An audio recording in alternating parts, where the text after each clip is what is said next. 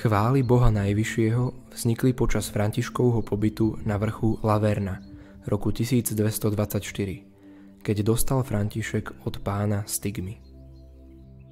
František tieto chvály Boha venoval jeho blízkemu spoločníkovi, bratovi Leovi, v liste spolu s požehnaním a znamením Tau. Chvály Boha mali byť liekom proti duchovnému pokušeniu, ktoré brat Leo v skrytosti srdca znášal. Potreboval povzbudenie a posilu v dôvere. Celými chválami Boha, ktoré svätý František bratovi Leovi zostavil, sa tiahne ako zlatá niť biblické posolstvo. Neboj sa. Objavujú sa tu mnohé prívlastky Boha.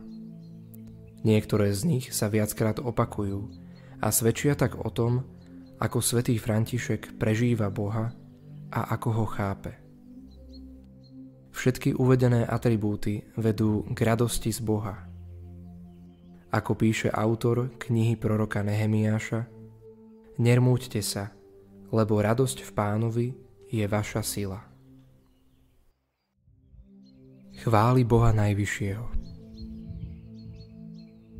Ty jediný si svätý Pán a Boh, ktorý konáš zázraky. Ty si silný, ty si veľký, ty si najvyšší. Ty si všemohúci kráľ, ty, svätý Otče, kráľ neba i zeme. Ty si trojica a jeden Pán, Boh nad bohmi, ty si dobro, všetko dobro, najvyššie dobro, Pán Boh živý a pravý. Ty si láska, láskavosť. Ty si múdrosť, ty si pokora, ty si trpezlivosť. Ty si krása, ty si miernosť, ty si istota, ty si upokojenie. Ty si radosť, ty si naša nádej a potecha. Ty si spravodlivosť, ty si miernosť, ty si všetko naše bohatstvo v plnej miere.